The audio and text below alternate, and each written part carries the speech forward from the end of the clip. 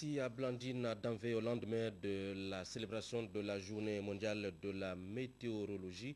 Notre rédaction revient ce soir sur les suites de cet événement avec notamment le réchauffement climatique et ses effets induits sur l'environnement, des effets qui sont très visibles. Voici ce que nous rapportent ce soir Armel Baouli et Pierre Claverella. Il fait chaud, il pleut par endroits. Dans tous les cas, Libreville et la commune d'Ovendo sont frappés de plein fouet par le phénomène du changement climatique.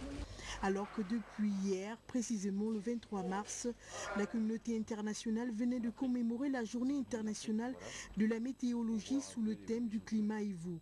Le climat présente en effet non seulement des aspects physiques pouvant déterminer la disponibilité de certaines ressources naturelles. Le gouvernement a anticipé la maîtrise des conséquences des changements climatiques dans notre pays.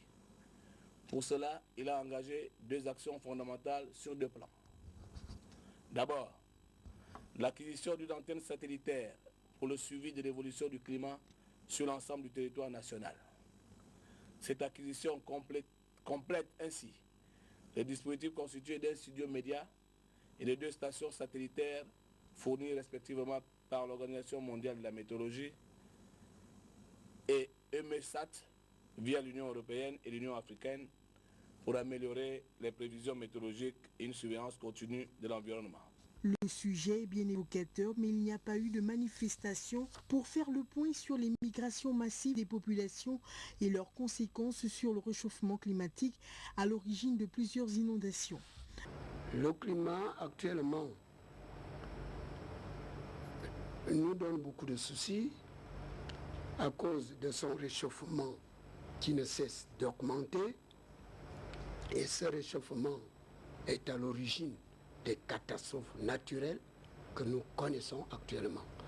En s'adaptant au climat, la météo peut-elle encore nous situer sur le temps qu'il fera demain? Là est toute la question que l'on se pose. La prévision météo n'est pas à 100%. C'est une probabilité de chance que nous plaçons à un degré donné, par exemple à 80%. Si on prévoit, malheureusement on ne peut pas le dire en établissant la prévision, que cette prévision est prévue à 80% de réussite. Non. On devrait donner quand même un peu d'assurance à ceux qui vous suivent, que vous connaissez et que, en fait, le phénomène va se réaliser. Conscient que toutes les actions de l'homme sont sous l'influence du temps, cette saison des pluies, armez-vous de vos imperméables ou de vos parapluies pour ne pas tomber sur la tête. Au lendemain également de la journée nationale de l'enseignant qui a donné lieu hier à une autocritique face aux vices dont les enseignants sont auteurs présumés, l'heure est aux enseignements. Elle a aussi, cette journée, permis de parier sur la détermination du gouvernement gabonais à mobiliser les ressources conséquentes. Edgar Nziembi-Doukaga, Félix Modibangoy. Quel type d'enseignants dans un Gabon émergent? Les enseignants réunis sur les sites du lycée national Léomba, de l'École nationale supérieure d'enseignement technique, de la faculté de droit et sciences économiques de l'université Omar Bongo ou encore de l'université des sciences de l'organisation se sont d'abord exercés à une fastidieuse autocritique. De nombreux étudiants soutiennent leur rapport en l'absence de leur encadreur pédagogique. Faut-il indexer et même stigmatiser les enseignants vacataires ou permanents qui semblent les coupables les plus indiqués? Quelle part les étudiants ont-ils eux-mêmes dans cette dérive? Et que dire de l'administration elle-même? Il revient à l'enseignant de faire sienne les valeurs qui sont proclamées, les valeurs qui sont édictées dans le code de déontologie. Ce sont ces mêmes valeurs-là qui sont prescrites par la société. Il s'agit d'abord de regarder les politiques, de regarder tous les mécanismes qui peuvent être mis en place avec le peu de moyens que nous avons pour, à la fin, avoir des hommes et des femmes performants. Dans son allocution à l'occasion, le ministre en charge de l'éducation nationale avait placé tous ces vices sous la coupe de la déprédation. éthique et déontologie, le thème la fin de la fuite en avant face au devoir de restituer dignement la connaissance reçue avec l'appui de l'État. Il est tenu de s'acquitter correctement et efficacement de ses obligations et de faire preuve de rigueur, de responsabilité, d'équité, de civisme et de courtoisie dans l'accomplissement de ces nobles fonctions. J'ai coutume de dire aux enseignants qu'avant de lancer la grève, il vaut mieux qu'on s'asseye pour qu'on discute. Parce qu'après la grève, on finit toujours par s'asseoir. La fête fut belle, mais après la fête, le quotidien va revenir. Donc que l'État donne aux enseignants les moyens de leur mission. Aux derniers états généraux et à cette journée nationale, responsables des ministères et enseignants se sont tout dit, tout promis sur le chemin de l'émergence. Demain, Ghislaine Nandema-Soko et Juda Flore-Odebe reviendront sur d'autres enseignements au sortir de cette journée. Parlons du prélèvement des taxes municipales en question qui font l'objet d'un important séminaire depuis ce matin à Libreville sous la présidence du maire de Libreville, Jean-François Ntountoumeman. La mairie de Libreville a connu une ambiance de grand jour à l'occasion de l'ouverture du séminaire de formation sur le prélèvement des taxes municipales, une initiative de la Direction générale des finances et des recettes. Ouvrant les travaux, le maire de la commune de Libreville a dit que l'organisation de ce séminaire est une réponse judicieuse et opportune à une situation urbaine qui devenait contre-productive pour les collectivités locales qui peinent toujours à mobiliser efficacement leurs impôts directs. 20 mois après la mise en place par le gouvernement de la République d'une nouvelle fiscalité locale, les collectivités locales en général et singulièrement la commune de Libreville et toutes les autres communes du Gabon peinent toujours à mobiliser efficacement leurs impôts directs. Les impôts qui sont autorisés, qui sont créés et autorisés par la loi, donc par le gouvernement et le Parlement, ces impôts qui sont pour nos communes et particulièrement celle de Libreville, n'est-ce pas, la source de vitalité de nos institutions. Malheureusement, au jour d'aujourd'hui, les recettes propres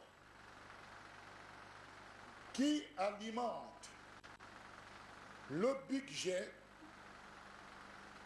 sont seulement à hauteur de 10% du budget général de notre institution. Pour le maire de Libreville, la nouvelle gouvernance se veut la plus proche des gouvernés afin de mieux prendre en compte leurs préoccupations.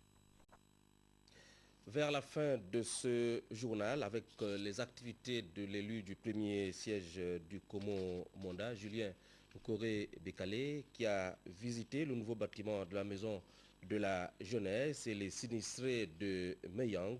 Bien sûr, il a rendu un hommage mérité, un hommage à Dieu, à une illustre dame disparue de cette localité. Dieudonné Biesson, Pierre Taverella. Agenda particulièrement chargé pour le député du premier siège du Komo Monda, Julien Koré-Békalé, qui a rendu d'abord un dernier hommage à Yvette Ntoutumbeng, chef du village Meba, situé sur la route de Kokobi.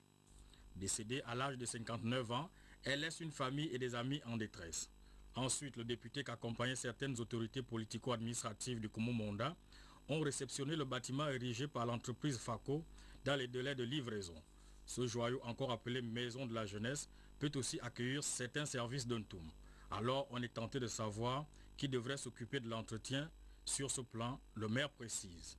Ce sont les recettes, n'est-ce pas, qui vont être mises en place pour que nous puissions prendre en charge, comme vous venez de le dire, sur l'entretien, l'aménagement et puis le gardiennage.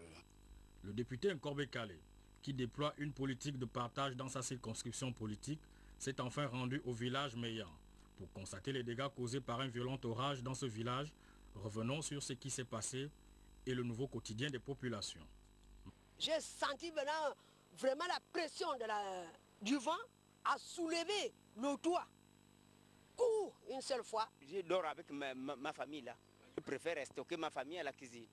Rappelons que la maison constitue un vecteur d'épanouissement pour toute famille.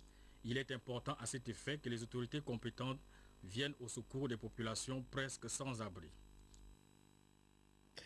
Maxime Ondimba, il est membre du bureau politique PDG pour la Fédération A du département du Haut-Komo à Médouno. Il convie à une importante réunion les membres du Conseil national, ceux du comité central et les élus locaux résidant à Libreville ou de passage, militants de cette fédération demain vendredi 25 à 17 h au siège du parti, 6 au quartier, lui. L'ordre du jour sera communiqué séance tenante. Un invité, avant de boucler le journal, il s'agit du metteur en scène Michel Ndao sur ce plateau pour parler de cette manifestation demain organisée par le Centre culturel français à l'occasion de la journée de la francophonie. Michel Ndao, bonsoir. Bonsoir. Alors demain, une pièce de théâtre au CCF. Oui, demain une pièce de théâtre pour célébrer la francophonie, une pièce d'un auteur gabonais, Pierre Akenenge, donc le spectacle Poet, que nous allons donner en représentation demain à 18h30 au Centre culturel français. Il faut dire que ce spectacle sera suivi le lendemain par un autre auteur aussi prestigieux, je pense à Léopold Sédar Senghor, monté par Dominique Douma. Oui, la pièce porte sur... La pièce Poet parle d'un oiseau imaginaire qui traverse l'Afrique, n'est-ce pas, et qui dénonce un peu tout ce qui mine la société africaine. Voilà. Poet, c'est un peu retrouver toute la littérature, toute la discographie de Pierre Akenenge des années 70 en 2000. C'est quand même un auteur dans l'espace francophone très important. Toutes les chansons, tous les textes écrits par Akenenge qui aujourd'hui sont amenés dans le domaine du théâtre. Alors Michel, la pièce démarre à quelle heure demain? Demain, nous commençons à 18h30 dans le grand hall du Centre culturel français. C'est une invite un peu au public, toutes les générations, pour découvrir la littérature de Pierre Akenenge. Michel, merci d'être passé. Merci au CCF. On se retrouve demain.